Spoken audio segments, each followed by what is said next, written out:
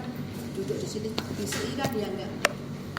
Satu pertanyaan, satu yang bertanya, yang mendapatkan ilmunya satu. Ya, silakan. Dua pertanyaan sungguh. Oke, kita putaran aja. Pertanyaan dua. Nanti sampai itu tidak materinya. Dua pertanyaan.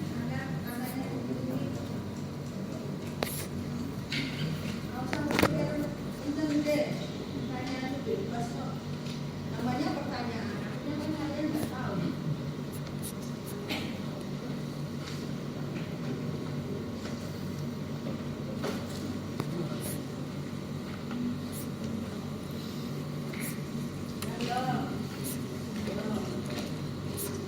Lain kali edukasi ya, nanti kalau kuliahnya bertanya kami yang bertanya ya. Udah ada yang bertanya sekarang? Volunteer. Yuk. Oke, saya kalau ngomong serius ya. Kalau ada pertanyaan saya nggak mau lagi.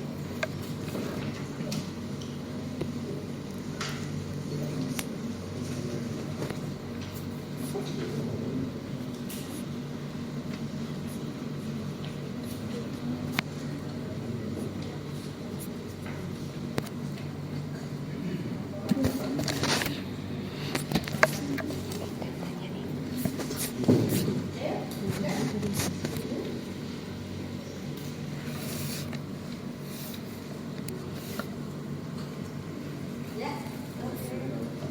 Mas, nanti kasihkan coba mas. Enggak.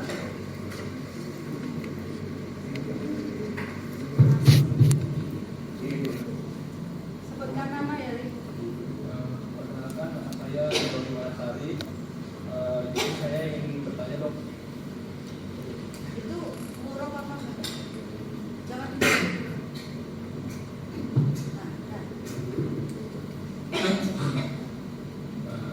Kurang perkenalan. Perkenalkan, Bikin bayaran Mas.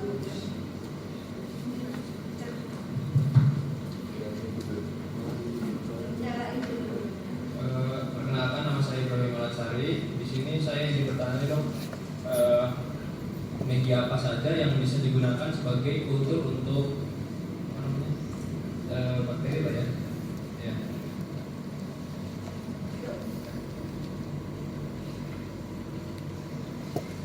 Jadi kalau medium kita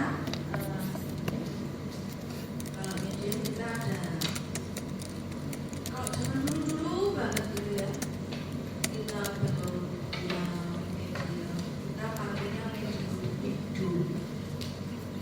Jadi dimasukkan kepada makhluk hidup, dimasukkan ke anjing, dimasukkan ke monyet. Kemudian mulai bisa dilakukan medium buatan dengan kita memakai kaldu ditambah starch ya, jadi tabung-tabungan dicampur-campur, kemudian seperti tanaman gitu ya.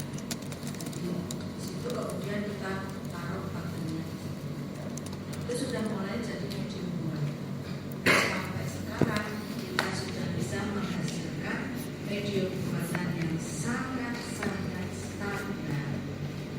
Jadi sudah pabrikan di medium nanti bisa namanya medium buatan yang akan kita gunakan nanti. Medium yang base-nya adalah A.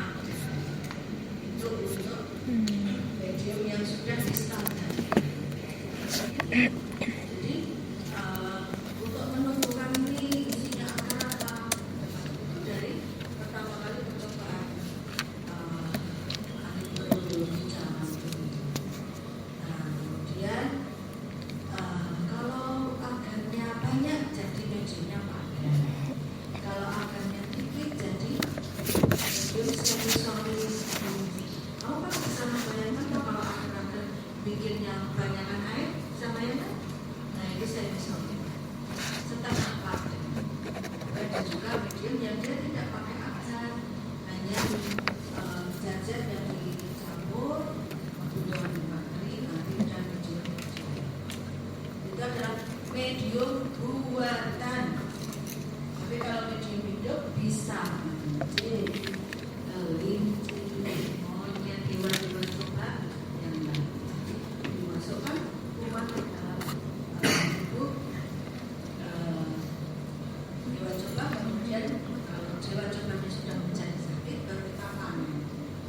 yang masih seperti ini hasilnya protozoa, jadi malaria kemudian yang sering kali kita toksoplasma masih memakai medium hidup, tapi bakteri kita sudah pakai medium mati. Bersyukur karena kita bisa mempelajari bakteri, bisa menumbuhkan, bisa memanen, bisa menemukan bakteri tanpa mengorbankan makhluk hidup, dan maka kesulitannya juga lebih rendah. Oke, saya ulangi.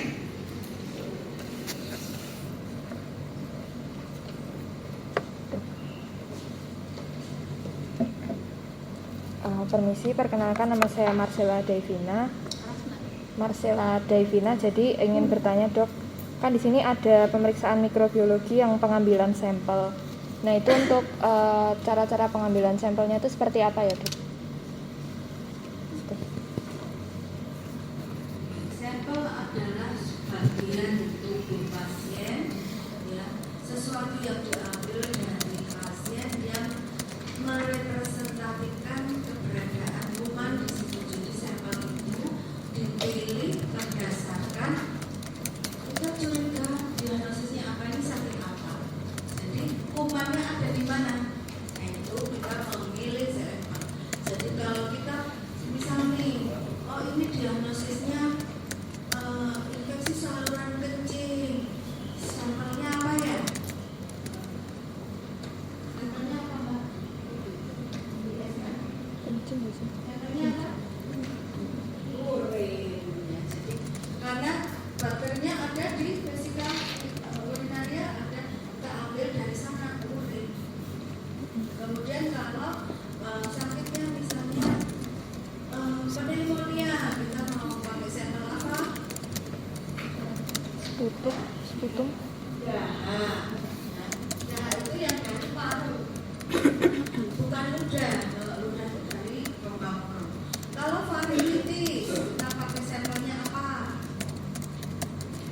Kalau faringitis pakai sampel swab tenggorokan. Kalau kemudian ada luka yang pakai apa? Laptop boleh ya, tapi tolong suaranya dinolkan, jangan sedikit. Saya mesin dari zaman saya. Jadi kita memilih di tempat yang di mana dia berada. Karena yang kita cari adalah bakteri, sementara kita sendiri mempunyai flora normal, kita sendiri punya bakteri yang ada di dalam tubuh yang komensal, yang bersinergi dengan kita, jadi citizen, ya, supaya tidak semuanya mendapatkan tempat untuk berkembang biak, maka ada flora normal. Karena kita ada flora normal, maka pengambilan sampel sangat diupayakan agar tidak terkontaminasi baik flora normal maupun flora liar. Jadi kalau mau ngambil urin ya harus kateter urin dengan steril, atau kalau kita ambil urin yang langsung harus tidak pancaran pertama, tapi biar keluar dulu baru kita tampung di pancaran di tengah-tengah pancaran itu, namanya mixing. Kalau ngambil sekutu bagaimana? Harus dalam batuk dalam, rongga mulutnya dibersihkan dulu, gosok gigi, kemudian kumur antiseptik, ya, supaya flora yang di sana, flora mulut berkurang banyak sehingga nanti kontaminannya menjadi rendah. Kalau mau swab, ya jangan sampai swab itu, kalau swabnya itu masih banyak tanahnya, dan tanahnya dibersihkan dulu, baru kita swab di daerah luka di dasar.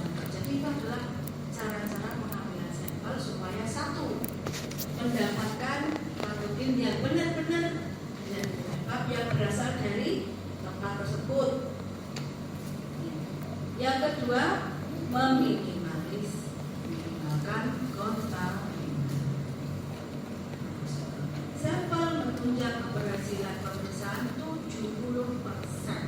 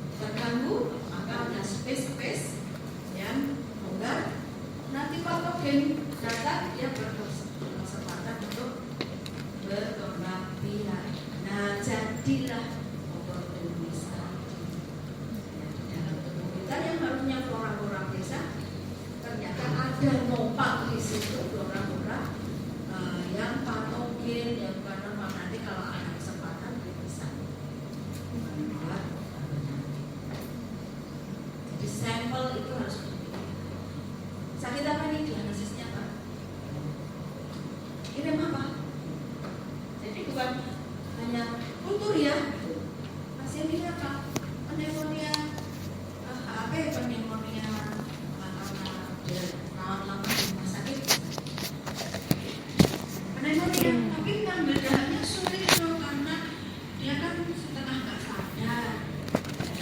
Jadi pas stroke, kalau kita kayak sudah nggak sadar, somnolen, bisa suruh keluarin darah.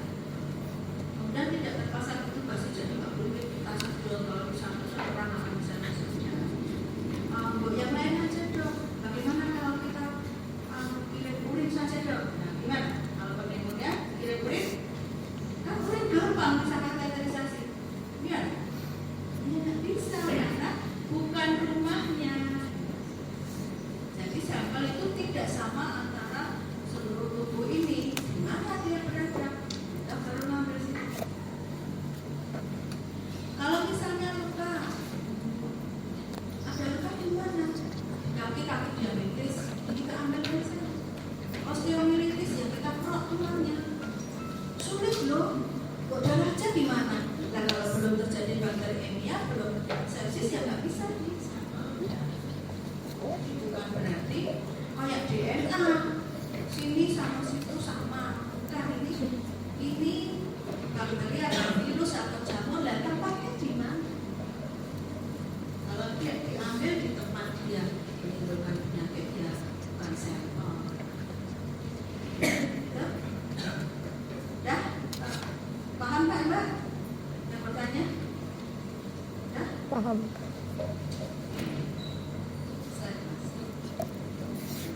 Seperti tadi sudah ditanyakan, bahwa pemeriksaan mikrobiologi itu pemeriksaan mikrobiologi untuk mendapatkan agen infeksi dari tubuh pasien agar kita confirm, kita menegaskan bahwa ini diagnosis benar. Jadi pemeriksaan penunjang itu harus dilandasi dia proses dulu. Jadi bukan pemeriksaan penunjang baru diagnosis, bukan. Jadi, yuk jadi dokter mau mendiagnosis apa? Oh ini infeksi. Infeksi apa? Oh ini pneumonia. Pneumonia. Tapi bakteri apa virus? Ini bakteri karena dahannya hijau, ya, seperti nanah. Jadi ada ini adalah tanda-tanda infeksi bakteri. Baik, kita akan diagnosis mikrobiologi. Sampelnya apa? Darah. Jadi ada diagnosis dulu, baru pemeriksaan penunjang. Jadi Pak, jangan batuk-batuk. Udah, kan aja ya periksa darah dulu, nanti kita baru tahu apakah itu bakteri apakah virus. Bukan itu, bukan begitu. Tapi di sini di pikiran dokter itu sudah tercantum kemungkinan infeksi bakteri. Saya mau tahu bakterinya apa. Misalnya nih, ada seorang laki-laki datang dengan keluhan pada kencing nanah, dan kita analisis tidak ketemu koitus suspectusnya, tidak ketemu. Kalau saya mau menuduh ini gonore, dia tidak mengaku atau dia menyangkal ada hubungan seksual pada dekat-dekat waktu itu. Nah, 3-5 hari dia menyangkal, saya nggak pernah zina selama ini. Oke, tapi saya mungkin ini gay. Tapi pasien menyangkal karena sangat mirip antara gonore dengan ureteritis yang non spesifik karena stafilokokus. Kita sudah pemeriksaan gram dulu. Begitu di gram, oh ini stafilokokai, bukan gonore, bukan yang lain. Jadi kita akan mendiagnosis itu harus ada diagnosis. Kita akan membuat pemeriksaan penunjang itu untuk menegakkan diagnosis, harus ada diagnosis dulu. Kalau nggak ada diagnosis, yang akan ditegakkan apa? Jadi harus ada di sini. Ini kemungkinan demam. Aku kok ragu ya antara tifoid apa dengue ya. Oke deh, periksa dengue, periksa tifoid. Tapi sudah ada di sini begitu kan? Oh, ya ini. Atau aku yakin ini dengue. kemudian ya dengue, leptospira, hepatitis, nah pasien itu brodol di sini. Jadi membuat diagnosis laboratori itu berdasarkan suspekmu apa, baru ditunjang dengan pemeriksaan. Nah, pada mikrobiologi pemeriksaan itu dimulai dari pra-analisis. Yang pertama adalah sampel. Jadi sampel itu ngambilnya bagaimana, jenis sampelnya apa, itu sangat menentukan. Kemudian setelah itu, tadi sudah saya sebutkan ya, tempatnya, sampelnya harus tepat, kemudian diambil dengan cara yang tepat, meminimalkan apa? Kontaminasi. Jadi jangan sampai ada kontaminasi. Kemudian setelah dapat, diwadahi apa? Sudah susah-susah ngambilnya, diwadahi di tempat yang tidak steril. Nah ini salah lagi. Nanti kontaminasi bukan dari sampelnya tapi dari wadahnya. Pernah satu kali ada pasien disuruh periksa urin, disuruh periksa urin, kemudian gimana nih urin?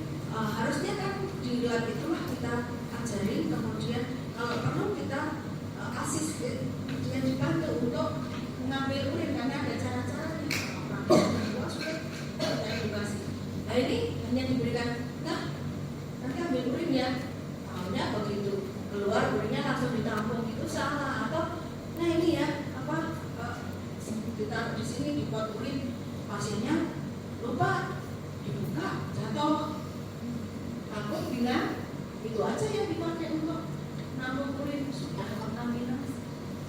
Atau bilang besok pagi bawa urin ke sini untuk kultur, sama pasiennya di wadah yang seadanya. Nah itu juga tidak boleh, harus wadahnya harus steril dan tertutup rapat. Kemudian disimpan di mana? Kalau ada sampel yang aman 24 jam pada suhu ruangan, tapi ada juga yang harus disimpan dalam kondisi suhu rendah. Setelah sampai di lab, bagaimana? Sampai di lab, ditentukan ini mau diperiksa apa?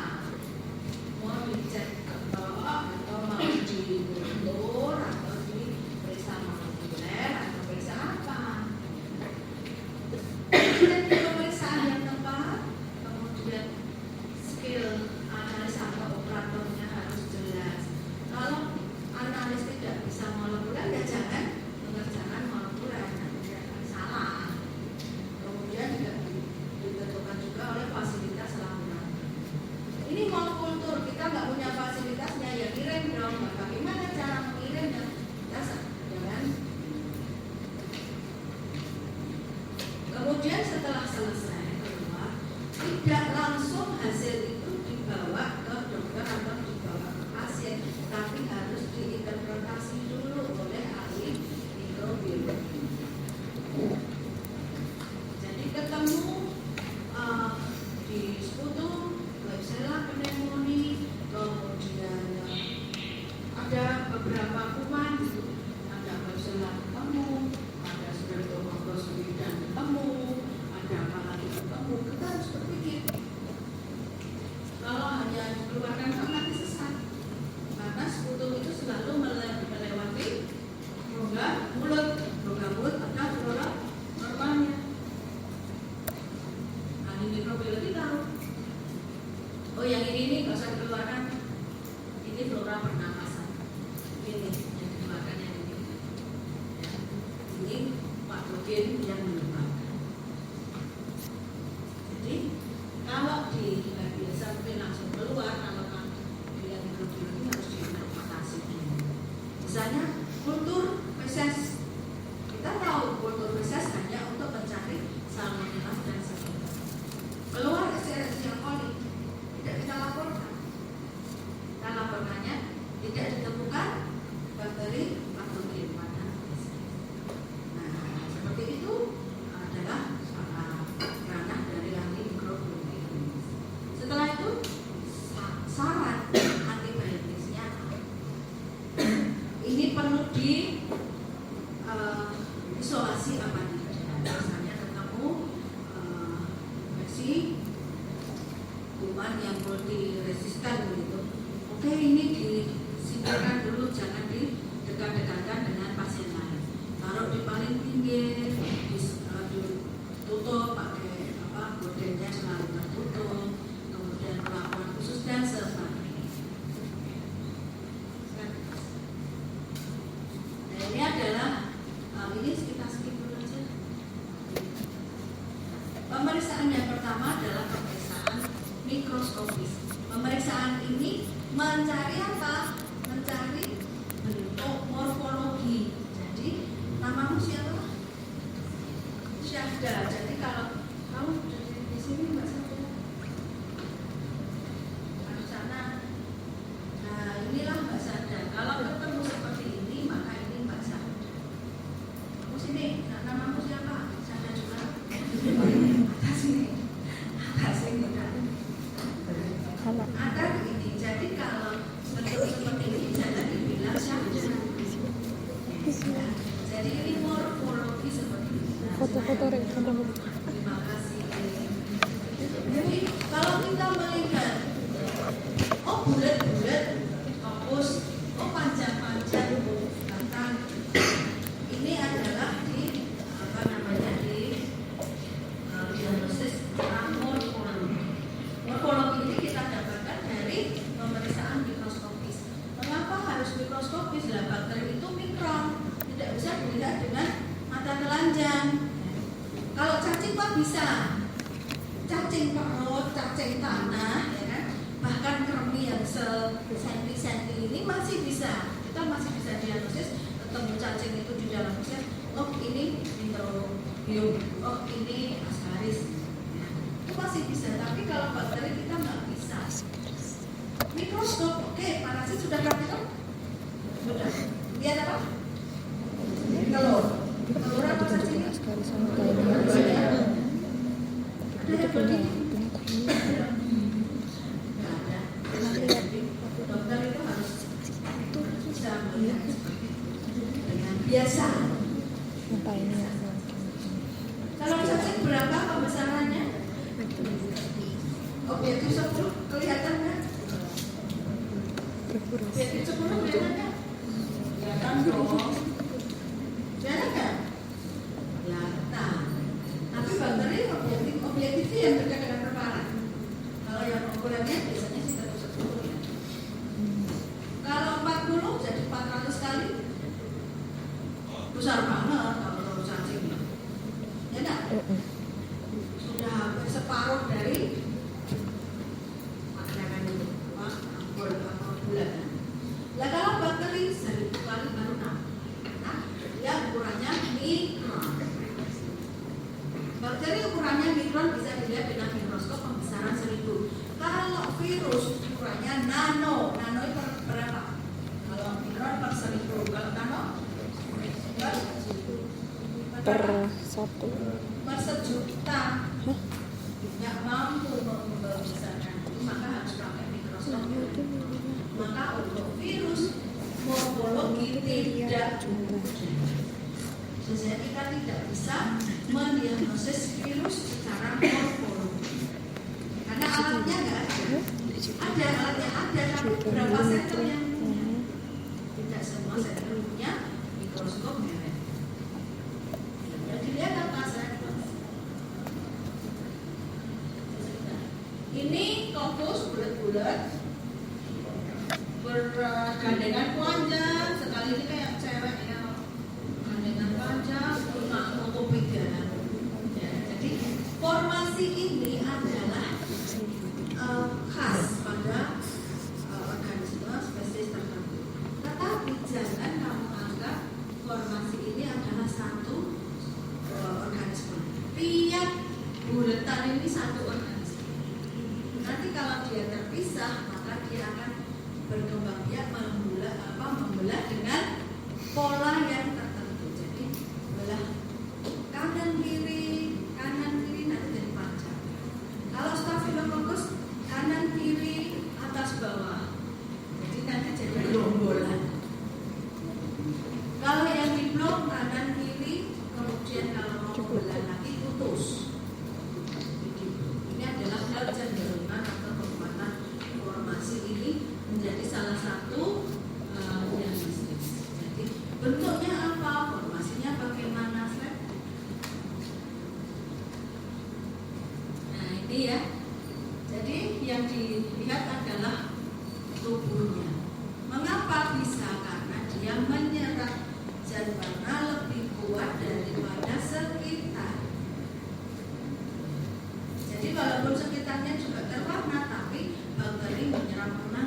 pink. Si kecil pink. Ada beberapa macam pewarnaan. Sebetulnya pewarnaan itu ya satu warna bisa. Satu warna bisa. Yes. Oh ini fokus untuk rantai, fokus blok, fokus tetra, bisa kita kelihatan. Oh ini batang pendek, gendut. Oh ini batang langsing, batang ujungnya lancip, batang besar dengan ujungnya yang keras seperti batu bata. Ada batang yang panjang dan bercabang-cabang. Nah, bisa dilihat di sini. Satu warna aja. Dikasih apa? Ya apapun kamu mau mewarnai apa. Kalau kamu bersih kristal violet, ya nanti warnanya apa? Kristal violet. Violet. Warna? Kristal violet warnanya apa? Kalau kita berikan metilen dulu, warnanya apa? Biru. Dan kalau sampah ini warnanya apa? Kalau nggak ada, ini. Safran. Sampah ini warnanya merah. Kamu berikan warna merah, dia juga berwarna merah. Kita berikan warna ungu, dia juga berwarna ungu. Dengan begitu warna seterusnya. Itu yang sederhana saja. Kita hanya bisa lihat tubuhnya, bentuknya apa, dan formasinya. Nah, kalau pewarnaan khusus, dia mewarnai bagian-bagian khususnya yang mungkin tidak semua bakteri punya. Misalnya apa? Bakteri itu berkapsul. Ada yang punya kapsul, ada yang tidak. Maka kita membedakan ini apa ya? Ini batang pendek. Ini Escherichia coli apa Klebsiella ya? Maka kita cek dengan pewarnaan kapsul. Berkapsul-kapsulnya kelihatan, oh ini Klebsiella. Ini apa ya? Batang pendek, gendut. Apa ya? Escherichia coli atau Klebsiella atau Pseudomonas Proteus. Kita cek dengan cek pewarnaan bagel. Oh ternyata Escherichia coli bagelnya ada di seluruh batangnya, Proteus ada di 2 tempat, Pseudomonas hanya ada di 1 ujung yang banyak, Klebsiella nggak punya.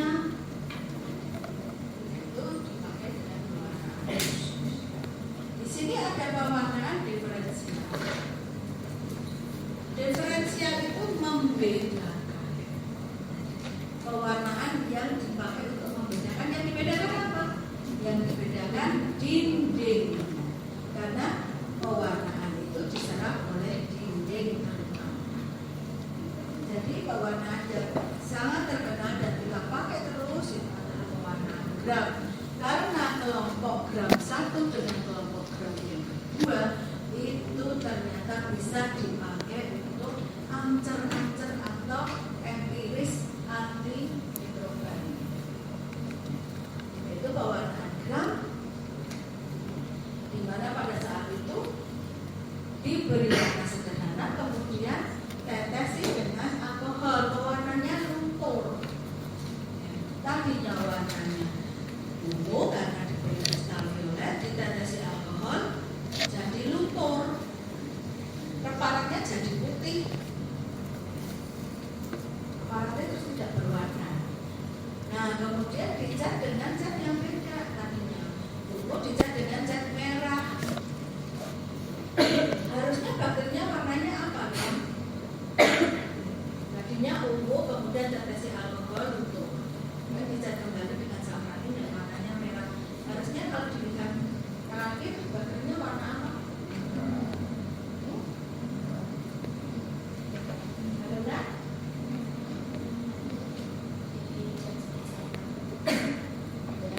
Dalam logika mestinya warnanya merah. Karena kan tadi luntur ya, terus dicat. Lalu warnanya jadi merah. Tapi ternyata yang dilihat bantuan gram ada yang berwarna merah, ada yang tetap ungu. Kok bisa tetap ungu? Wong sudah luntur, preparatnya aja sudah kering. Kok bisa dia tetap ungu? Diulang dengan beberapa bakteri yang lain. Jadi sudah dulu pasti Staphylococcus, karena Staphylococcus itu gampang banget sih kita cuma oles ambil dari kulit aja, kita swab, kita tumbuhkan dengan medium tumbuh sudah Staphylococcus, gampang sekali. Escherichia coli juga gampang, dari feses kita tumbuhkan Escherichia coli. Sehingga dua ini selalu menjadi percobaan untuk penemuan. Jadi tuan ini kali lagi selain Staphylococcus dia dapat punya Bacillus, kemudian punya Lactobacillus, kemudian dia punya apa lagi? Kita cek terus ternyata ada kelompok bakteri yang tetap berwarna. Ada yang berwarna merah. Jadi ada kelompok bakteri yang mempertahankan warna pertama, ya. Jadi warna pertama apa tadi warnanya? Ungu. Dia tetap mempertahankan itu sehingga dia masih bisa melawan alkohol atau dia mempertahankan tidak luntur oleh alkohol. Ini yang kelompok pertama. Sehingga warnanya warna pertama. Warna pertama. Ini dinamakan gram positif. Kemudian kelompok yang kedua, dia tidak bisa mempertahankan warna pertama sehingga lepas. Lepas ikatannya lepas sudah tidak ada lagi. Kemudian di warna yang kedua dia menyerap warna. Apakah tadi yang mempertahankan warna pertama dia tidak menyerap warna kedua? Menyerap juga, tapi dia sudah jenuh, ya kan? Sudah penuh dia dengan warna ungu, jadi warna merahnya tidak diterima karena sudah tidak ada tempat. Iya, tadi luntur, dia kosong, maka dia bisa masuk semua. Nah ini disebut gram negatif. Ternyata gram positif dan gram negatif itu berbeda pilihan ahli penyakit. Jadi hanya dengan mengatakan pada dokter, dok ketemu fokus gram positif dok, ayo obatnya apa? Kalau untuk pilihan gram positif ini, dokternya kasih obat. Oh ini ketemu gram negatif. Oke kita tadinya saya mengira ini misalnya sama-sama diskusi, saya mengira ini pada Staphylococcus pneumonia.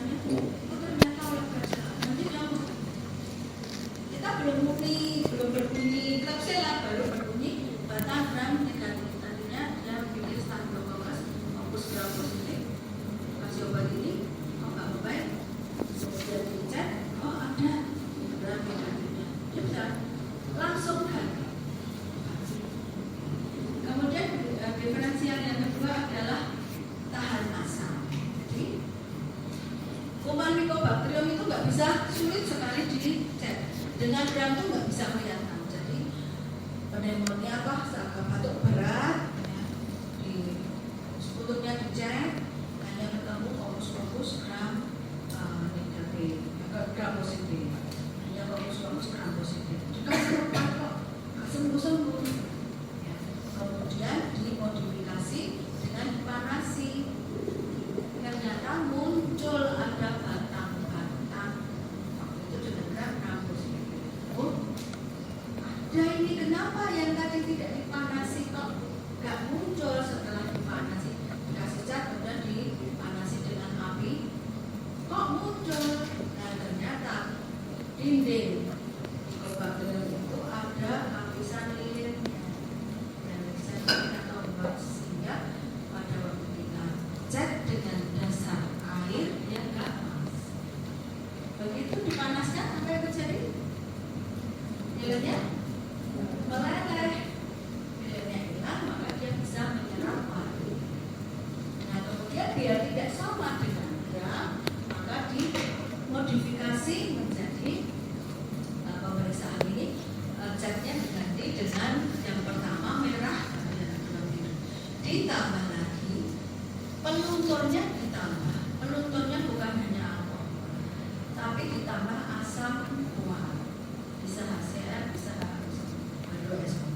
Nah ternyata yang tadinya itu gram positif setelah dikasih asam ternyata luntur semua. Tapi yang ini tidak. Ini Mycobacterium itu dengan peluntur asam urat itu dia tidak, dia tetap pegang buat central. Kalau yang gram positif biasa itu dikasih, tadi alkohol dipegang ya, setelah kasih asam. Nah, ini menjadi pembeda. Maka disebut sebagai bakteri yang tahan asam. Ini tidak banyak bakteri yang tahan asam. Salah satunya adalah Mycobacterium. Semua Mycobacterium itu tahan asam. Baik glucose, seselepram. Nah ini ya contohnya ya. Ini Diplococcus yang jejernya berdua-dua. Nah, berdua-dua ini menjadi identitas ya. Misalnya kamu lihat kalau ada misalnya ada yang tidak ada namanya Sri, masih ada yang namanya Sri? Ada? Sudah ada lagi? Oh, dulu zaman saya Sri itu ada 10 sama kelompok Sri. Kalau kelompok Muhammad masih ada? Dulu kelompok Sri, kelompok Agus kan udah jarang. Kelompok David, nah itu baru banyak. Jadi kalau ada kecenderungan kalau ada Sri, maka ada Parjo di situ itu berdua terus. Nah, itu kita bisa identifikasi. Oh ya berdua-dua terus itu Sri sama Parjo. Ini juga berdua-dua terus. Fokus berdua belum salah satunya streptococcus pneumonia. Kemudian kalau panjang bergandeng-gandeng itu adalah angkatan 2000 berapa? 3 ya. Yang anak kelas B, kelas apa kelas B itu? Kelas kita kelas B saja. Kelas B sama branding-branding yang dengan banyak orang. Nah itu adalah kelompok 2003 yang kelas B. Nah itu kita pakai B. Tapi tiap sel yang bulatan, yang batang itu adalah mikroorganisme mandiri sendiri dia. Nanti kalau dia terlepas mati, enggak, dia akan diinformasi lagi. Tapi formasinya sama. Strepto dia terlepas dari gandengannya, dia akan membuat sendiri tetap strepto. Kalau dia bergerombol, ya amino, dia lepas dari gerombolannya, dia membuat gerombolan. Nah ini Streptococcus pneumonia. Kemudian di sini ada batang gram positif, warnanya ungu. Nah ini batang yang bentuknya palisade, jadi dia jejer-jejernya adalah tegak, kayak pagar. Nah kemudian juga ada tempat-tempat yang dia membentuk sudut, sehingga kalau dia jejernya banyak, ada yang membentuk sudut, salah satu ke salah dua, kita mengatakan seperti huruf Cina. Seperti huruf Cina. Jadi ini adalah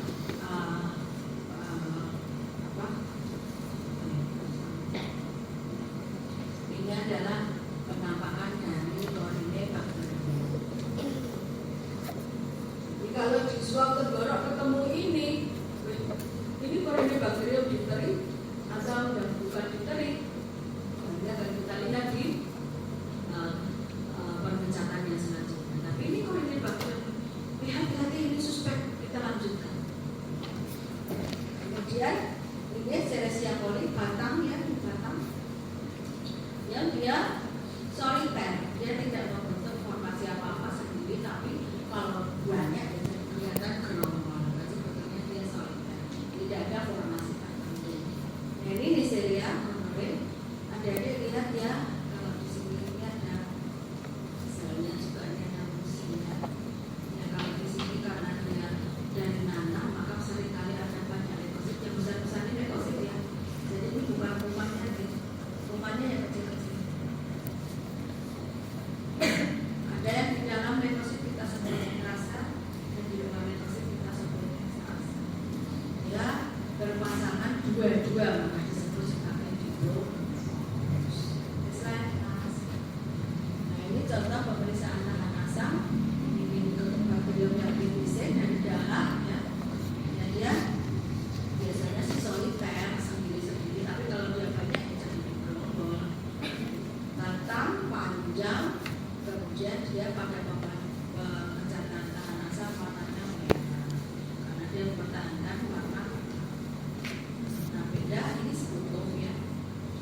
Beda dengan lepra. Lepra itu sampelnya adalah serum, ya, serum dari cuping telinga. Tahu nggak cuping telinga? Coba dipegang sendiri cuping telinganya. Yang sering dikasih anti. Dulu kita bilang yang dikasih anti cuping telinga. Orang sekarang bingung karena antennya ada di mana-mana kan. Ya, untuk diganti lagu juga dikasih anting. Sekarang untuk ancer-ancer jadi sulit. Cuping telinga adalah yang dikasih anting. Lo antingku di sini mau dibutil. Nah, nanti kan ambil lepra dan dibutil. Jadi dari cuping telinga dilukai sedikit, kemudian dipencet sampai keluar serumnya.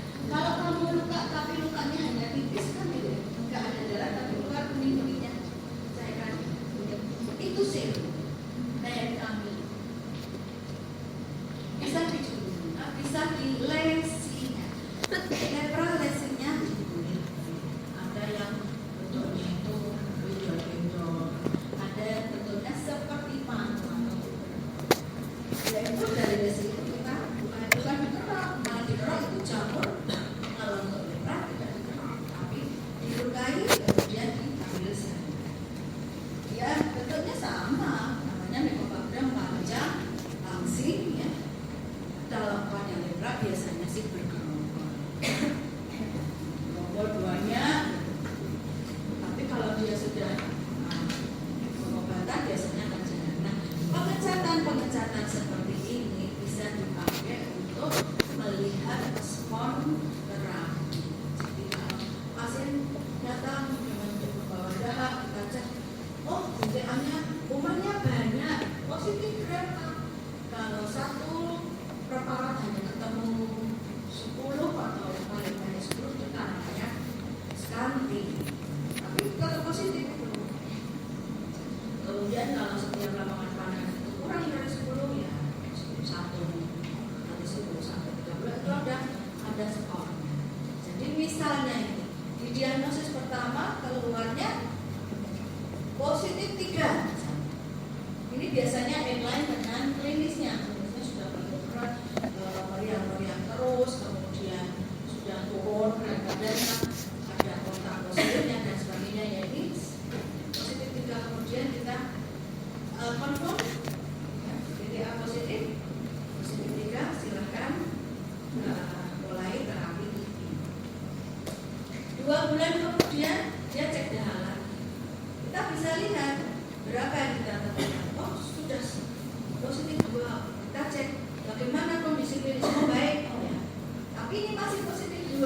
Lanjutkan dengan obat yang sama karena responnya bagus. Tapi kalau oh ini tidak, wah banyak ya, jadi banyak ya, jadi positif 4, terus gimana klinisnya? Gak ada perbaikan. Oh stop, kita kultur dulu, kita cek dia resisten terhadap obat ini terutama.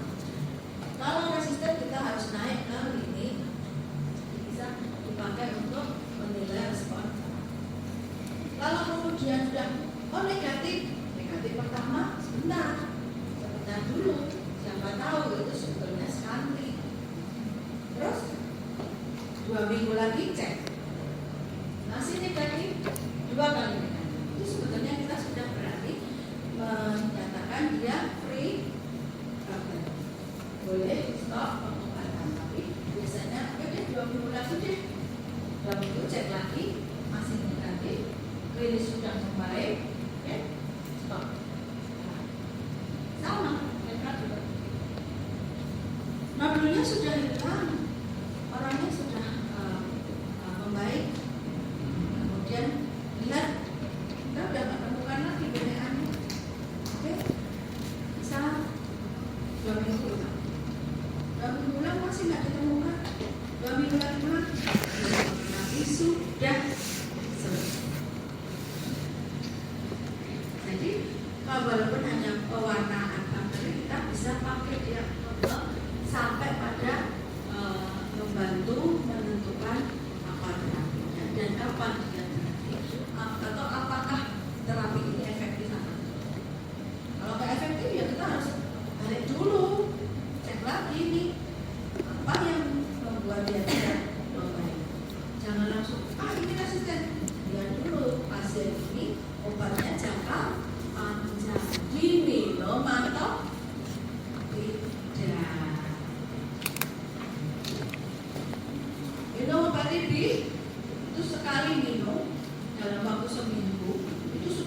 sembuh karena perbedaannya kalau dia memang terapinya bagus, dia langsung enak. Terus lama-lama bosan karena satu terus menerus, yang kedua senterannya kan ada yang mual, ada yang itu, ada yang gagal, ada yang banyak ya. Jadi orang sering tidak penting dan akhirnya muncul lah. Nah ini contoh dari tadi khusus tadi. Coba kita yang tadi. Nah misalnya ini ya, ini dari diagram hanya begini. Ya. Ini bisa koordinatari, bisa koordinat pseudo. Slide yang khusus.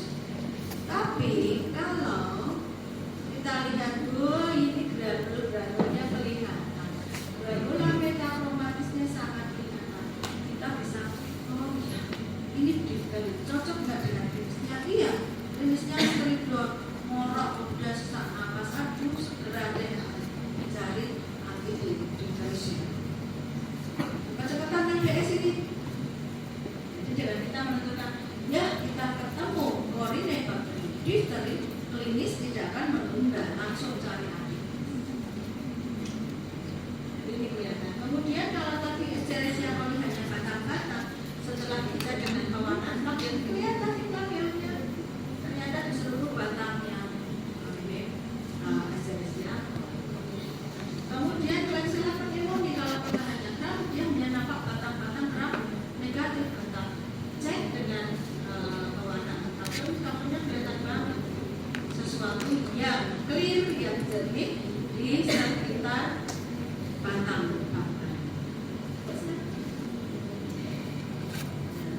Ini pemeriksaan kultur. Kalau kita tidak bisa mendeteksi atau mengidentifikasi dengan pemeriksaan pewarnaan saja, misalnya dengan gram, kita lihat ini Escherichia coli apa Klebsiella. Karena kalau kita tidak bisa menentukan Escherichia coli atau Klebsiella, obatnya jadi salah.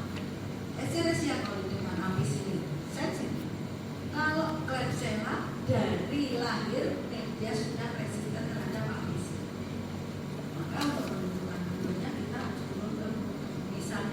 Ini saya ibaratkan sebagai orang yang kembar identik nama salah. Ada kalau kamu punya saudara kembar perempuan, kamu nama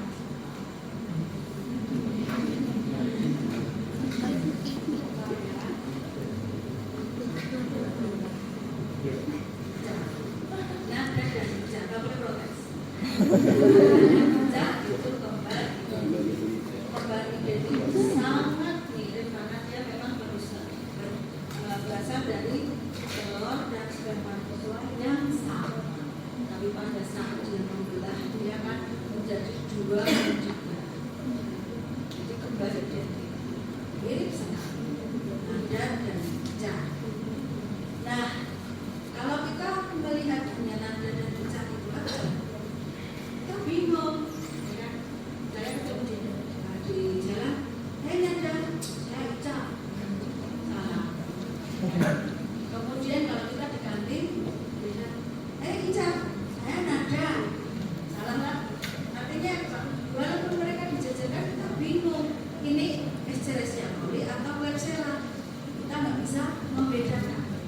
Maka kita bedakan melalui koloni kita tanam itu, kemudian kita lihat kalau dia tumbuh wujudnya seperti apa.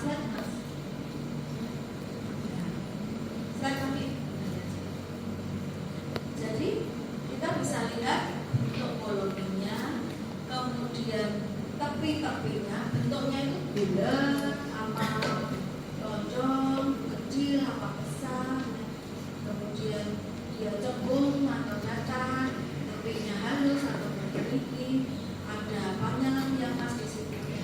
Itu seperti kita mendeteksi nada dan Ica melalui gerombolannya. Jadi sebisa seperti ini. Ada ini orang yang misalnya suka memotret, jadi dia suka fotografer. Kalau yang Ica tidak suka apa? Suka yang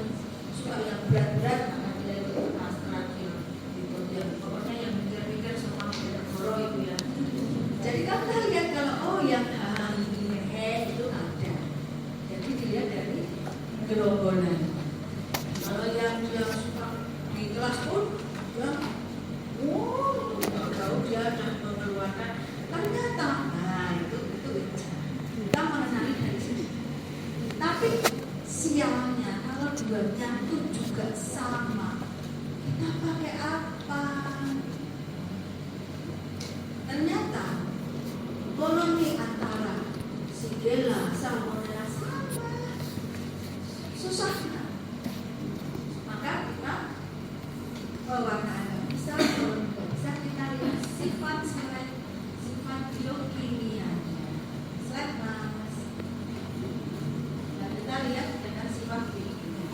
Kita lihat satu persatu sifat dari mikroorganisme. Apakah dia itu fermentasi laktosa atau dia indol atau tidak? Nanti sifat ini dijejerkan. Fermentasi laktosa membentuk indol, tidak memecah urea, tidak membentuk H2S. Oh, Escherichia coli.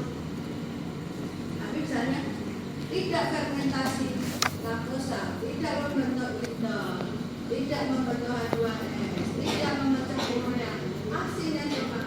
Misalnya cepat. Jadi kalau pada orang bagaimana kita bisa mendeteksi? Oh, kalau ada misalnya orangnya banyak omong, kalau bicara dia cenderung pendiam. Tapi kalau urusan jajan, ini pelit. Ada yang sering ngelakuin, nah kita itu dijejer-jejer, nanti akan ketemu. Oh ini ada. Bagaimana caranya mendeteksi? Ajak ke kantin. Tapi kalau disuruh bayarin mau berarti ada. Kalau diajak ke kantin, ya ke kantin yuk. Tapi aku dibayari ya, berarti bisa. Jadi ini identifikasi sifat biokimia yang tidak bisa kita deteksi dengan koloni kimia. Slide. Nah kalau sama-sama terus gimana? Ya. Kalau bentuknya sama, formasinya sama, koloninya sama, riset biokimianya sama. Terus ini padahal yang satu itu mungkin dia kalau ketemu ini beneran dia patogen, ini yang satu lagi bisa jadi dia mematikan atau kolonisasi. Kita bisa memakai antibiotika untuk membedakan. Misalnya Streptococcus pyogen dengan Streptococcus agalactiae.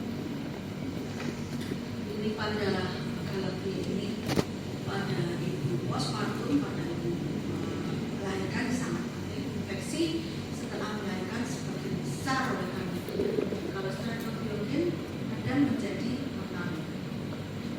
Kita cek dengan observasi. Yang satu sensitif, yang satu resisten. Juga sama dengan misalnya dengan vancomycin.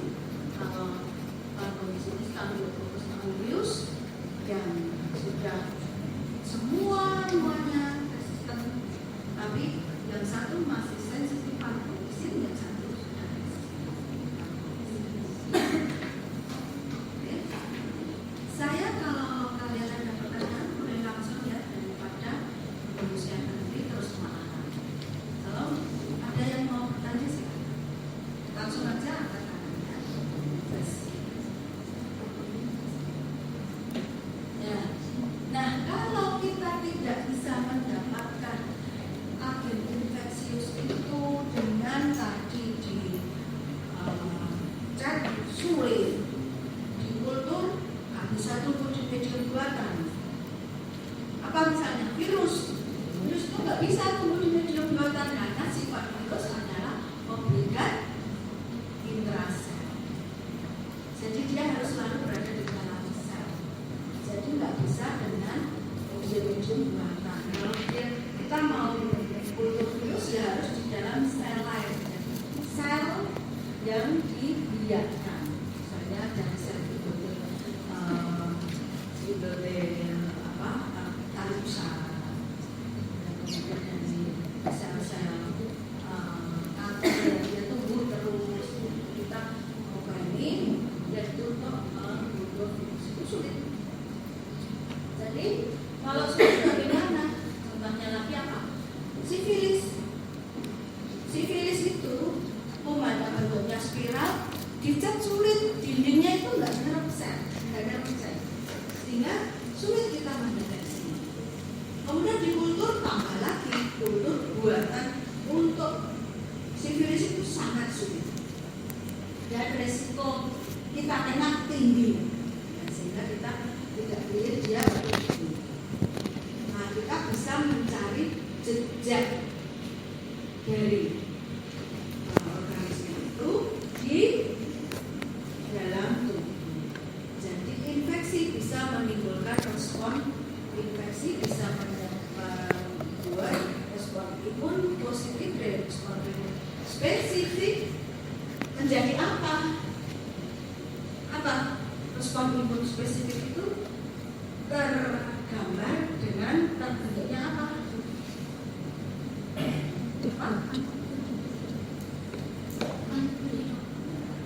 Jadi bisa membentuk anti. Jadi kita balik. Kita tidak mencari kumannya, tapi kita mencari antibodi spesifik terhadap mikroorganisme itu. Kalau di situ ada, berarti adalah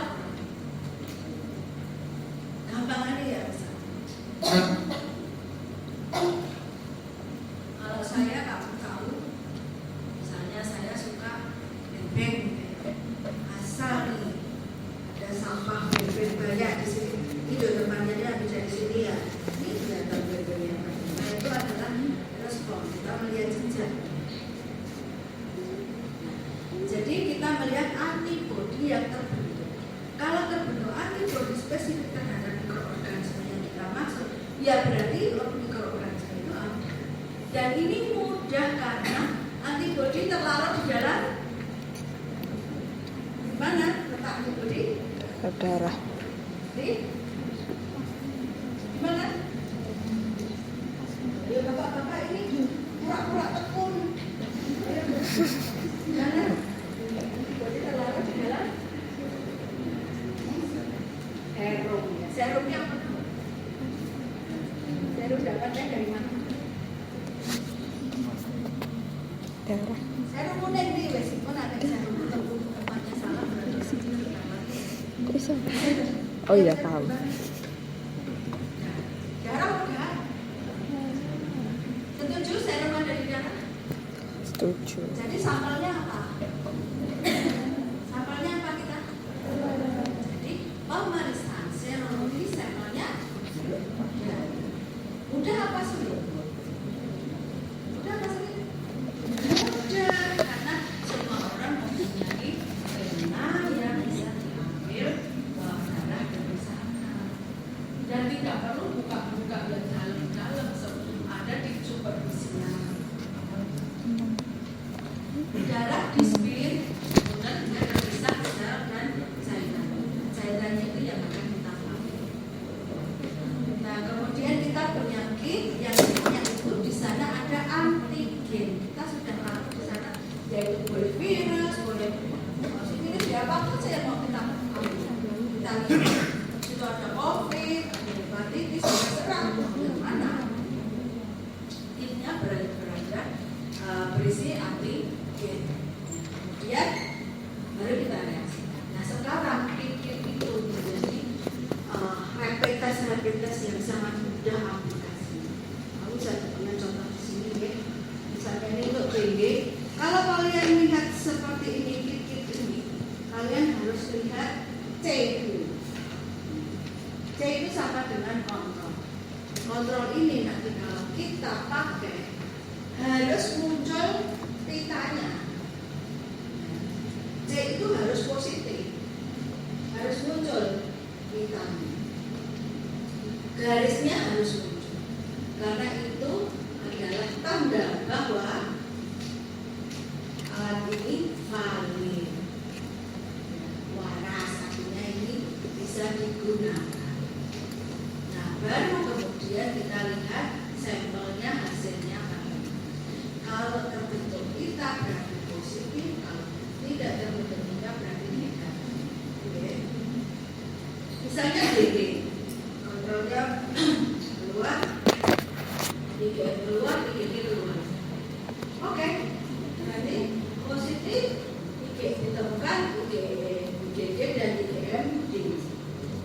kalau ada IgG-IgM muncul di kitanya, tapi C-nya tidak muncul, tidak bisa disimpulkan, harus ulang. Oke.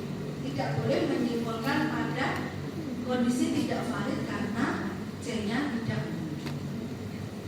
Oke. Ini semua rapid test yang kualitatif, ya dan tidak, ada dan tidak. Tapi kalau kita mau yang kuantitatif, kita ukur berapa banyak antibodi, karena antibodi ini nanti menjadi kita tentukan cut off-nya. Kalau semua orang punya, tapi cut off-nya sekian, berarti ada infeksi, maka kita pilih yang kuantitatif. Jadi seperti bidang itu kuantitatif. Ini adalah tube. Di dalam satu ini kita berikan antigen. Kemudian ada beberapa reaksi di sini yang nanti akhirnya akan memunculkan warna pada juk-juk sampel. Yang kita masukkan di sini adalah serum sebagai sampel. Nah, kita kemudian kita bandingkan atau kita standarkan dengan warna-warna standar pada color scale B. Ada 2, kalau segini ada 4, ada 6, ada 8. Kalau 7 gimana? Ya berarti lebih pekat dari 6, lebih mudah dari macam 7. Cut off-nya adalah di sini. 5-6 itu kita tunggu. Jadi kalau belum 8 itu berarti positif. Kalau 4 itu kita belum menyatakan bahwa itu positif dalam ya. Jadi yang ada cut-off-nya kita pakai semi kuantitatif. Akan dinyatakan positif bila dia skala 6. Kalau skala 2, 4 akan digunakan negatif. Right? Nah, untuk molekuler kita akan mendeteksi bukan whole organismenya, tapi bagian dari materi ini. Kita cek gen yang paling spesifik untuk dia. Jadi semisal nih kalau orang menari ya, pertama kalau belum dirias itu wajahnya masih beda-beda. Begitu dirias wajahnya kelihatan sama. Kita bisa mengenali tutik yang itu karena dia ada tahu jalannya di pipi yang tidak akan tertutup oleh itu juga kita mengenali bagian yang paling spesifik, kemudian bagian yang paling spesifik kita amplifikasi, kita perbanyak supaya menjadi jelas. Kemudian kita beri penanda. Ya, penandanya apa? Terserah. Kalau penandanya color, nanti akan muncul warna. Ya. Kalau muncul warna merah berarti dia itu ada positif. Ada yang penandanya itu hemolisis, jadi ada reaksi itu membentukkan eritrosit, jadi ada reaksi eritrositnya di situ. Pas positif hemolisis maka larutannya akan menjadi mungkin merah. Kalau nanti ada endapan, cairan putih ada endapan, berarti eritrositnya tidak pecah, dua bulat, berarti itu negatif. Jadi terserah kita mau visualisasi itu ditempelin di situ stop atau radio stop ya, itu kita bisa memakai X-ray, dipotret dengan X-ray. Terserah saja kita mau apa. Kalau PCR saja kita harus cek ketemu nggak PCR-nya, bisa divisualisasi. Kalau ini bisa dilihat pik-piknya. Ini pertama, ini gen 1, gen 2, gen 3. Pertama ya, ini belum jadi banyak. Kemudian pada fase lock dia akan berakreditasi sangat cepat, maka ini kelihatan ini dipakai crop juga gen itu akan dikenali oleh alat itu sehingga alat ini menunjukkan adanya buffer. Ini tambahkan data pendek. Nah ini gen yang juga tambahkan data. Nah ini kita pakai itu gen 1 positif, gen 2 positif, dan gen 3 misalnya dilosor gitu.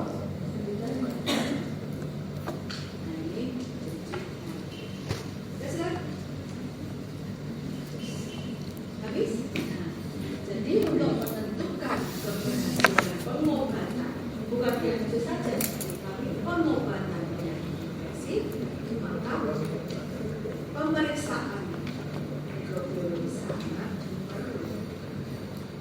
tepat bertemu ini karena pas sehingga obatnya pas. Oke. Ada yang mau bertanya? Timer kurang berapa? Kurang 10 menit. Kurang 10 menit. Ada yang mau pakai?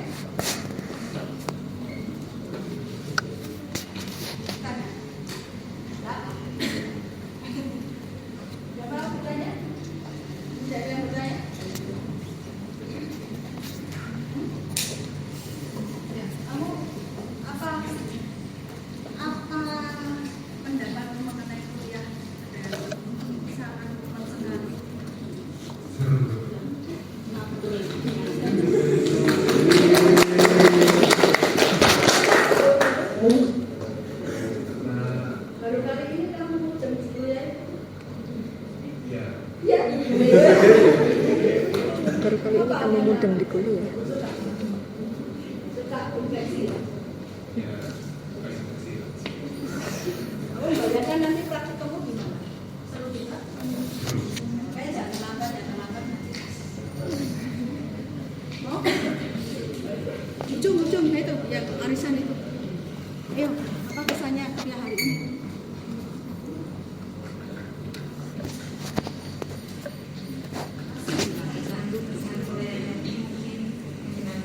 Hah?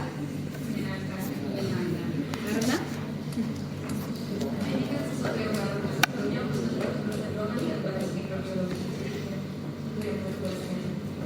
Siapa yang merasa hari ini kok bisa mengikuti kuliah dengan diam biasanya tidak mendengarkan, kok sekarang mendengarkan? Apa karena Dokter Mariani yang di depan sudah dapat bocoran dari kelas B? Menurut kamu gimana?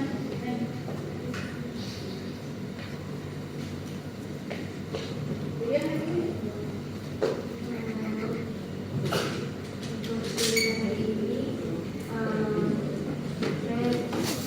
lebih tahu tentang bagaimana terjadi mikrobiologi juga, tentang tadi kultur terus ada juga ada pewarnaan juga, jadi lebih tahu tentang sebelumnya saya kurang mengerti tentang kayak yang positif dan yang negatif, jadi lebih tahu. Kita nanti di lab mikrobiologi Jadi pada daftar asisten biologi semua ya.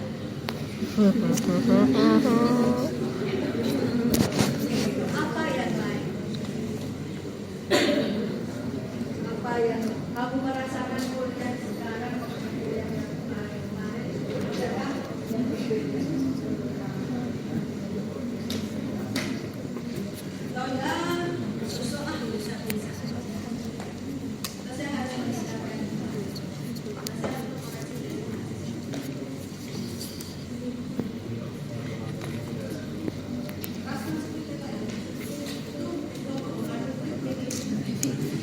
Bisa disiapkan.